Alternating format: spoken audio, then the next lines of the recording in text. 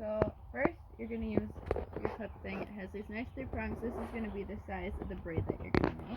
So you're going to go in, you're going to take it, you're going to slide it down the horse's neck. There's your first section for your braid. Put the other hair to the side. Use a hair clip. You can also rubber band it off, whatever's easier. So now I have my hair section. I'm going to smooth it all out, pull it down. And I'm also going to get my yarn or my string ready. I'm going to use white because it's going to be easier to see. You're going to want to make sure you fold it in half and your halfway point's already there. We're going to use that later. So when you start braiding, you're going to split it into your 3 sections. 1, 2, and 3, even as they can be. And you're going to start counting. 1, 1, 2, 2. Making sure you're continuously pulling down each time you go. 3, 3, 4, 4, 5, 5, 6, 6. So now we're at the halfway point. We have our string that's in half. And we have this nice little V. We're going to place it right in that V and keep going. 7, 7, 8, 8, 9, 9, 10, 10, 11, 11, 12, and 12. So now I have both of these strings. We're going to do a Girl Scout knot. I call it a Girl Scout knot. You do it all the time. You make a 4. It'd be a 4 on this side if we went through it. But I'm just going to make a loop. And that's going to be what holds my end tight. Okay, so another thing we want to remember when we're braiding is to try and make our braid as square as possible. As you see with the other ones, they look like a nice rectangle. There's no bulges or anything.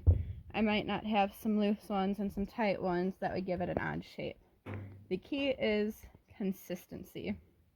So when we go, I'm counting again, 1, 1, and so forth. But I'm making sure I give even tugs and holding down with my thumb as I go. So I have 2, 3, pull, 3, pull, 4, pull, 4, pull, and so forth.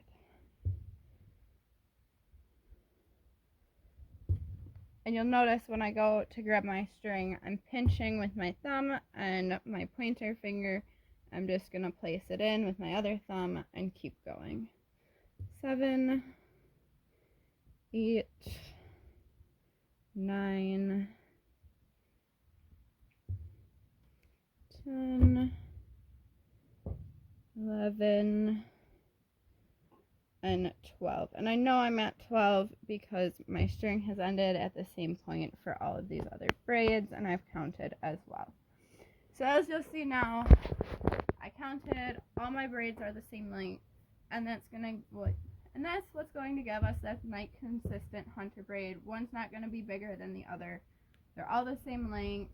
I picked 12 as that number because 12 is divisible into 3 equal parts, so it's going to have that nice look when we wrap them up.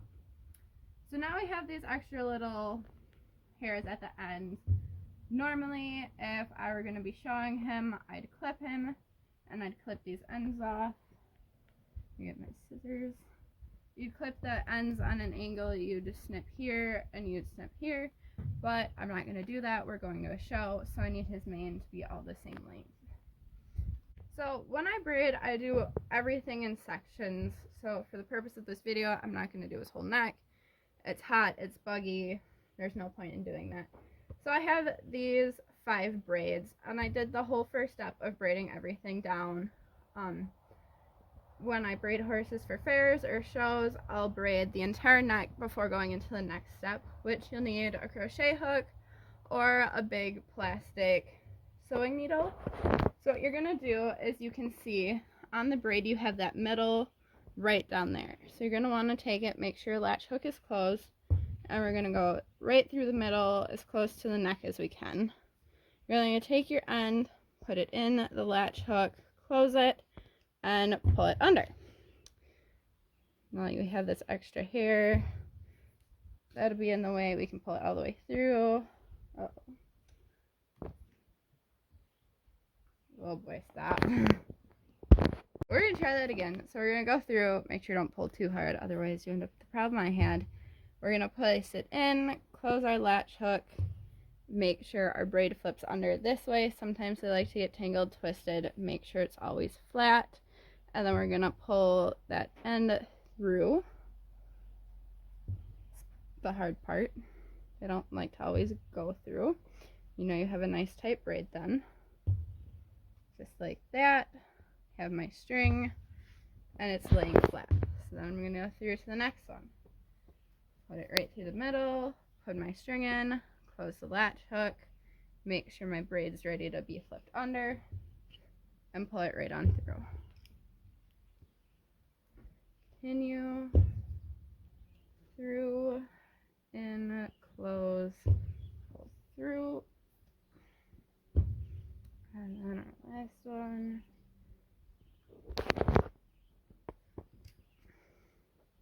You want to make sure you go through right at the base of the neck. See here, this one wants to twist. Make sure it's twisted the right way and pull through. You can stop. Okay, so we have all of our braids thrown through now, but you'll see they're uneven. This one's long, short, long, all different lengths. So before, like when we had our braided down, we want to make them all the same length. So I'm going to decide this is the length. This is the length I want to go with. So I'm going to make all of my braids come out and match this length. Okay. So now normally you would not have these ends sticking out. It's just his mane's long and we're not going to cut it. So now you have your two strings in the back and your bump here. You're going to split it, make a V, just go under, and this is where we come under, and we're going to pull it underneath the braid, and this is what's going to secure our mane to the neck.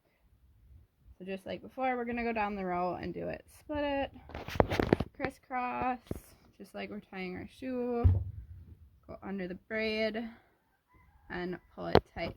Now I have found, depending on how tight we pull it, that's when our braids start to wander.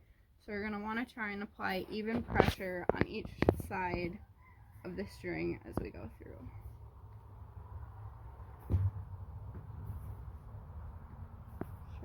Sure we don't get any there, because that'll mess up our braid.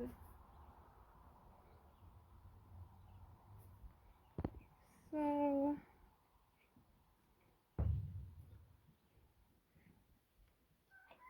cross, under, like so, cross, go under, like so. Okay, so just like before, we do all the same steps at all the same times. So this is where we're actually going to make our hunter bump. Now a typical hunter bump, you're going to fold it, you're here, you're going to take the end and push it in the middle like you're folding a piece of paper in thirds. So that's why I picked that number 12. You're going to ideally have 4 little braid sections into your 12. So there's our cute little hunter bump. It helps if you kind of get it pressed and in the right shape. You'll see it's starting to hold. I'm going to take my piece of string, go around, and this is where I'm going to push it up, and I have my little hunter bump. So go through, find my 4, like so. They're going to get bigger as you go down the neck and the mane gets thicker. So I found my 4, it's about the same size as the last one. Take my 2 strings, cross, push it up on the neck, find where I'm going to tie, and tie it off. We're going to repeat this process for the whole neck.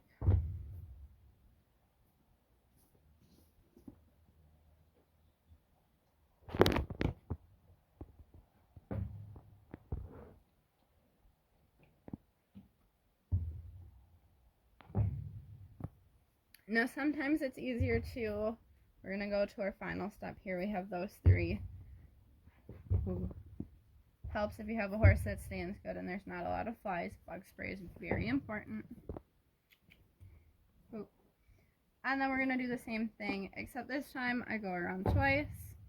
Really make sure it's secure. Slip it underneath the braid, right up by the neck, and pull it tight. So once again, I have my 2 strings. I'm going to go around twice. 1, 2. This just gives it that extra security. And pull tight. Okay, have another one. Ain't nobody. Oh, there's Big Horsefly. I know, my arm is right by your ear. I'm very sorry.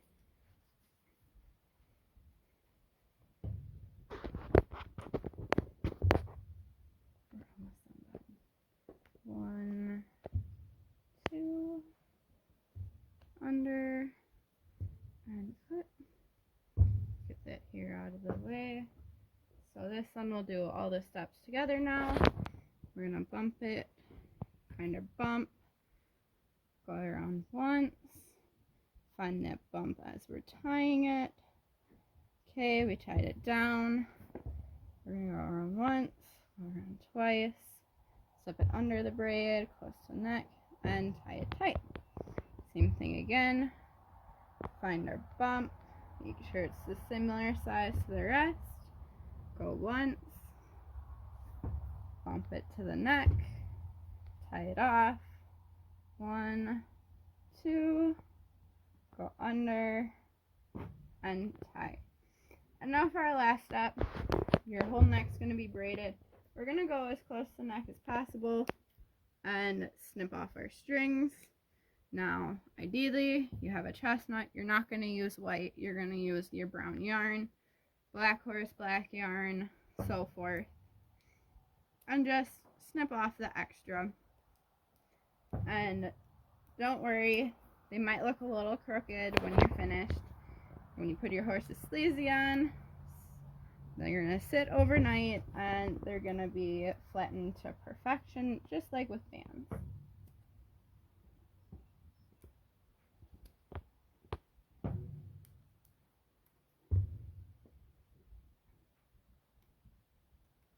Perfect.